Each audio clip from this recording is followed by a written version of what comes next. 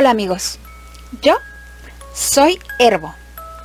Te doy la bienvenida a una noche más de historias y leyendas.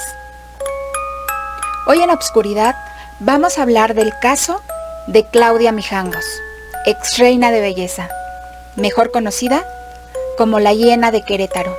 Su caso fue muy mediático, por ello se ha convertido en una leyenda, y a pesar de estar muy apegada a la religión, cometió uno de los más atroces asesinatos. Antes de comenzar, te dejo mi correo para que me escribas si es que tienes alguna historia paranormal y desees se transmita mediante este canal. Te recomiendo ver este video a solas y en la oscuridad. Así es que, comencemos.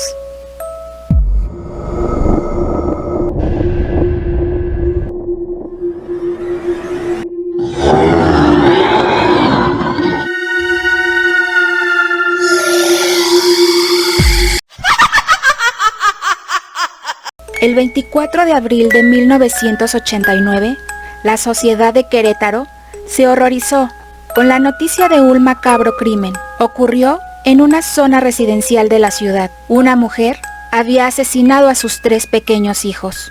La asesina responde al nombre de Claudia Mijangos. Claudia nació en Mazatlán, Sinaloa, en 1956, en una familia de clase alta que le dejó una herencia importante. En su juventud, era descrita como una mujer hermosa. Estudió comercio y fue coronada reina de belleza de su estado. Pero detrás de esa cara angelical, se escondía una personalidad llena de problemas. Tenía un carácter difícil y ciertos indicios de fanatismo religioso. A pesar de esto, logró formar una familia al casarse con un sujeto llamado Alfredo Castaños, con quien procreó a 3 hijos. Una vez casada, se mudó con su esposo Alfredo Castaño a Querétaro y abrió una tienda de ropa. Mijangos pertenecía a un grupo de madres catequistas, lo cual acrecentó su conflicto interno, pues se enamoró de un padre asignado a esa parroquia. A la par, sufría de fuertes tensiones con su esposo. La relación entre Mijangos y su marido era insostenible, por lo cual decidieron tomar terapia de pareja, la cual poco ayudó. El rompimiento era inminente. Incluso buscó que se anulara su matrimonio por la iglesia, pero eso no sucedió. Mientras la ruptura matrimonial se materializaba, Claudia Mijangos comenzó a tener alucinaciones e ideas delirantes, pues escuchaba voces, veía ángeles y demonios.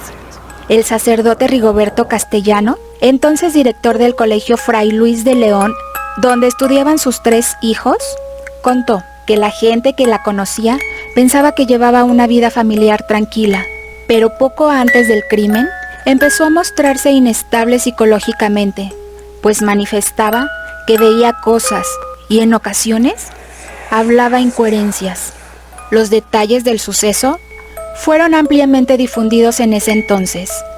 Incluso se mostraron fotografías de la escena del crimen y de los cuerpos de las pequeñas víctimas. Claudia María, de 11 años, Ana Belén, de 9, y Alfredo, de 6 años de edad, lo cual hizo que el impacto del caso se extendiera fuera del territorio queretano. Horas antes de cometer el crimen, le habló por teléfono a una amiga llamada Verónica, diciéndole cosas extrañas. Entre ellas, Mazatlán ha desaparecido, no queda nada, todos están muertos. Pero como era de madrugada, la amiga no le dio mucha importancia. Pero a primera hora, Verónica se presentó en el domicilio de su amiga y se encontró con un escenario escalofriante, pues había sangre por toda la casa y vio a los cuerpos de los 3 niños asesinados, Claudia junto a ellos. Su amiga, al ver la escena, llamó inmediatamente a la policía, pensando que también la ex Miss estaba muerta. Cuando llegaron los peritos, descubrieron que, contrario a lo que se imaginaban, la madre de los niños estaba viva y con apenas unas cortadas en las muñecas y otras partes del cuerpo, pero nada grave. Algunas personas trataron de abogar por Claudia, alegando que el verdadero responsable de los homicidios había sido su ex esposo, quien había sido rechazado una y otra vez para poder volver con su esposa. Además de que en la noche en que apuñaló a sus hijos, Mijangos había discutido con su esposo, quedando la mujer en un estado de crisis nerviosa. Pero los exámenes periciales confirmaron que no hubo ningún otro implicado en el caso, más que Claudia Mijangos, quien había cometido los crímenes con distintos cuchillos provenientes de su cocina. También se pudo esclarecer que la primera víctima fue Alfredo, el menor de los hijos. Se encontraba dormido. La niña más grande, Claudia María, escuchó y fue a ver lo que pasaba, pero fue apuñalada también. Empezó a correr por toda la casa hasta que su madre la alcanzó para terminar de matarla. La última en morir fue Ana Belén, la hija del medio, quien estaba en su cuarto cuando Mijangos llegó a repetir lo que había hecho anteriormente con sus hermanitos. Posteriormente, tras el estado de shock en el que quedó Mijangos, fue internada en un hospital para tratar sus heridas. Luego de varias horas de permanecer sedada, despertó y aseguraba no recordar nada de lo sucedido. En la madrugada, según el testimonio que ella misma dio a la fiscalía, empezó a escuchar voces que le ordenaban atacar a sus pequeños con los cuchillos de su cocina.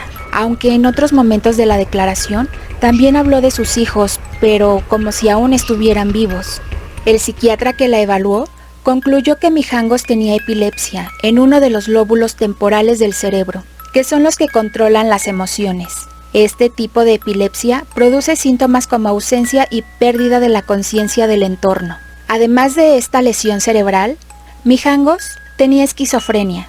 Se pudo determinar que, en el momento del crimen, no estaba en sus cabales y se declaró inimputable. Es decir, que no merecía castigo sino una medida de seguridad de 30 años internada en el pabellón psiquiátrico del reclusorio de Tepepan, en la Ciudad de México. El 24 de abril del año pasado, la Llena de Querétaro fue liberada tras cumplir con su periodo de reclusión que se le había dictado. Una sobrina aceptó tomar la custodia de Claudia, pues por sus problemas psiquiátricos estaba incapacitada para valerse por sí misma. Pero días después, se le internó nuevamente en una clínica psiquiátrica. La casa quedó abandonada y de la historia de terror real se convirtió en una historia de fantasmas, pues se dice que los espíritus de los niños siguen morando en ese lugar. Por ese motivo, se ha convertido en punto de encuentro de investigadores de lo paranormal, pero también de visitas clandestinas de los aventureros que buscan emociones fuertes y encontrar fantasmas. ¿Qué opinas de esta historia? Déjamelo por favor en los comentarios. Si este video te gustó, dale like, compártelo y no olvides suscribirte. Nos vemos pronto.